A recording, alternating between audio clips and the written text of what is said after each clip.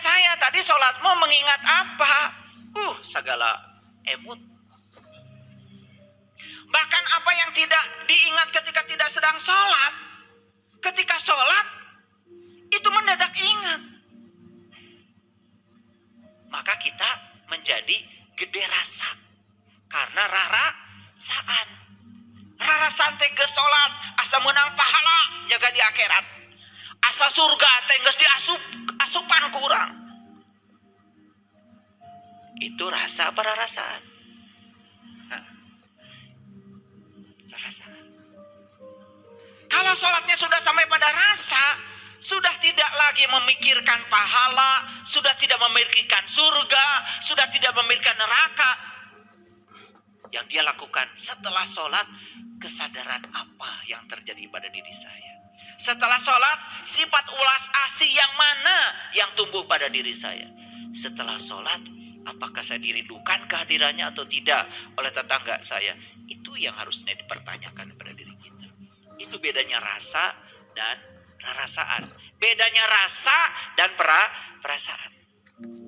Coba kita sekarang tanya, ya ayyuhallazina amanu, hai orang-orang yang beriman, pernah nggak kita diam sejenak? Saya dihaikan enggak? Pernah gitu? Enggak. Kalau sudah pakai peci kayak gini, udah pakai baju kayak gini, rasanya saya yang dihaikan. Betul nggak? Betul apa tidak? Itu yang namanya GR. Yang paling berbahaya GR itu urusan spiritual. Itu yang disebut dengan GR spiritual. Padahal itu rarasaan, bukan rasa. Kalau kita jujur, tanya, iman itu apa? Pernah nanya? Gak nanya. Kalau nanya ada jawabannya. Kata Nabi, al-iman tasdikun bil qalbi wa ikrarun bil lisan wal amalun bil arkan. Kata Nabi, iman itu adalah pembenaran oleh kolbu. Tanya lagi lebih dalam lagi. Apa itu kolbu? Bagaimana cara kolbu membenarkan sesuatu? Harusnya gitu kalau ngaji. Dapat lagi jawabannya, kata Allah, langit dan bumi tidak akan cukup menampung zatku, tapi kolbunya orang yang beriman, itulah rumahku. Oh, ternyata kolbu itu adalah rumahnya Allah, kata Allah. Bagaimana kolbu bisa membenarkan kalau itu rumahnya Allah? Pertanyaan berikutnya, setiap rumah pasti ada pintunya, setiap pintu pasti ada kuncinya. Di mana Allah meletakkan kuncinya? Supaya saya bisa berkunjung ke rumah Allah, agar saya bisa bertemu dengan Dia dan bisa menyaksikan Dia. Setelah itu saya bisa mengingat Dia berdiri, duduk, dan berbaring. Gitu gak ngajinya? Enggak. Karena orang mengatakan iman tuh percaya, pokoknya percaya. Tong nanya. Kakara seri ayeuna ya. Makanya beruntung kalian hari di sini. Saya ingin mengajarkan kesadaran. Percaya itu kudu ada buktina. Percaya itu harus ada bukti. Kalau tidak ada bukti, layak untuk tidak dipercaya. Dan agama itu bukan paksaan. La ikraha fid-din. Karena tidak ada paksaan dalam agama. Setiap apapun yang kita yakini, yang kita percayai, harus ada buktinya. Percaya Allah saya deket jeung urang, bahkan lebih dekat daripada urat nadi. Diri kita sudah membuktikan. Sudah membuktikan. Kumaha rek percaya. Tidak tertarik untuk membuktikan itu.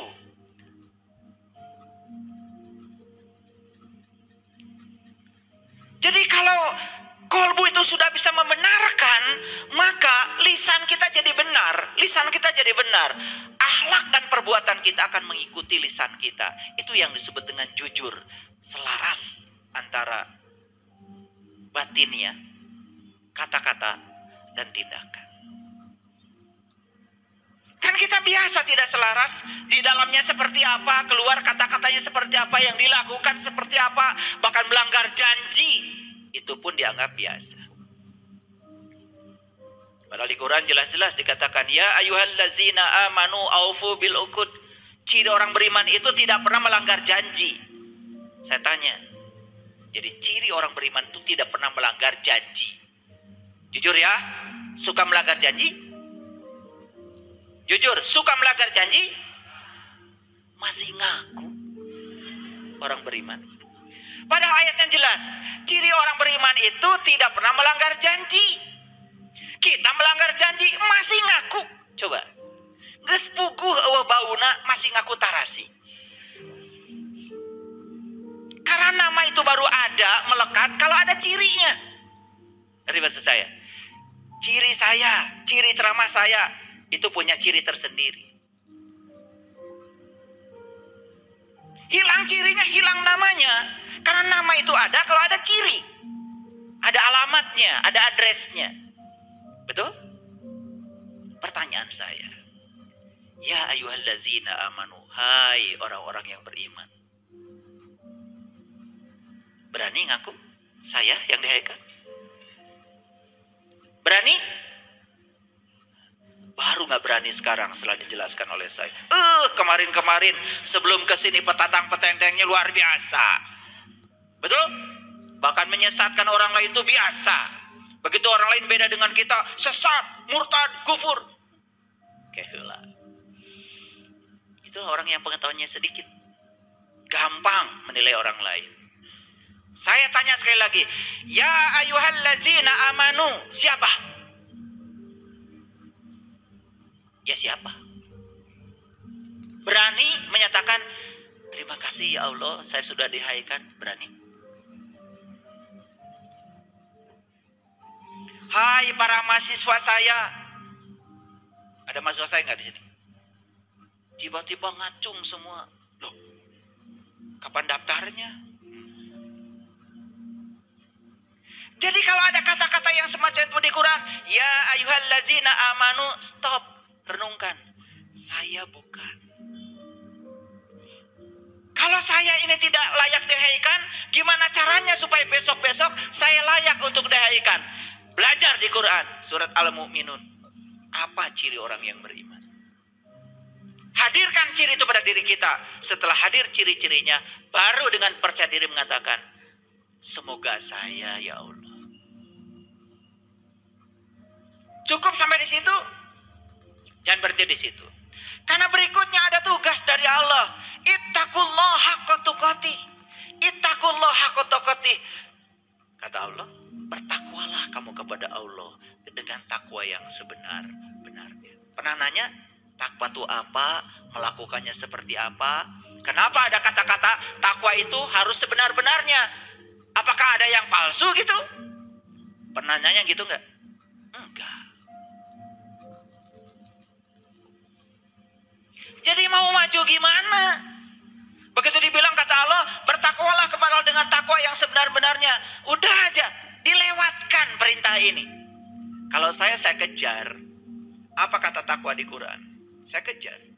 Makanya ketemu jawabannya di Quran surat Al-Baqarah ayat 63. Wa id akhadna mitsaqakum wa rafa'na fawqakumut tur khudu ma atainakum biquwwatin wazkuru ma fihi la'allakum tattaqun. Jadi takwa itu sebuah prosedur. Pertama mengambil janji, yang kedua diangkat kesadarannya, yang ketiga ditunjukkan oleh Allah di puncak kesadarannya. Allah menunjukkan diri di puncak kesadarannya.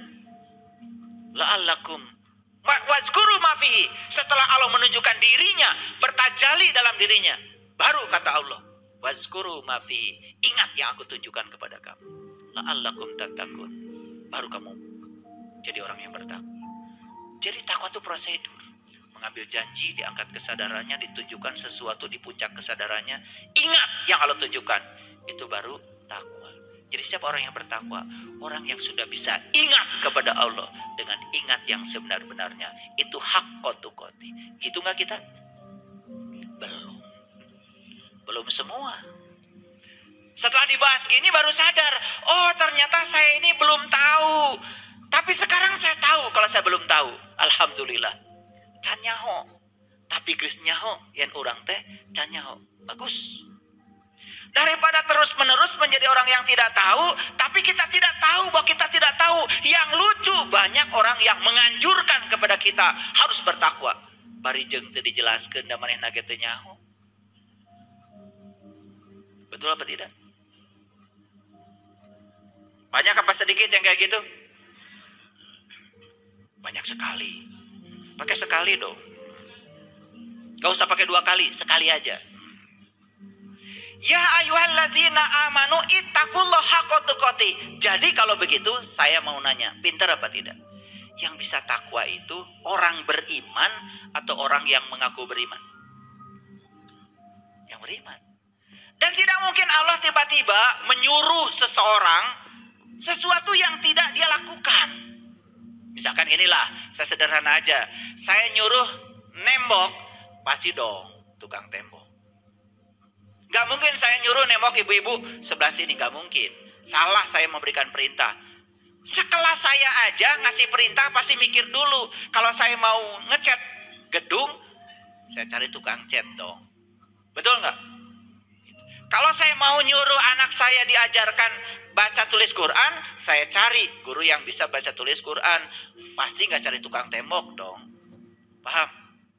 Sekelasnya Allah nyuruh kita bertakwa, pasti itu ada pesannya. Makanya yang disuruh bertakwa di ayat ini siapa? Hanya orang beriman. Karena hanya orang berimanlah yang bisa menjalankan takwa. Masuk akal? Nah, kenapa kita selama ini tidak bisa menjalankan takwa? Karena belum beriman. Ngaku-ngaku doang. Supaya pengakuannya diakui, udah pakai dandanan macam-macam. Itu makanya ada lagu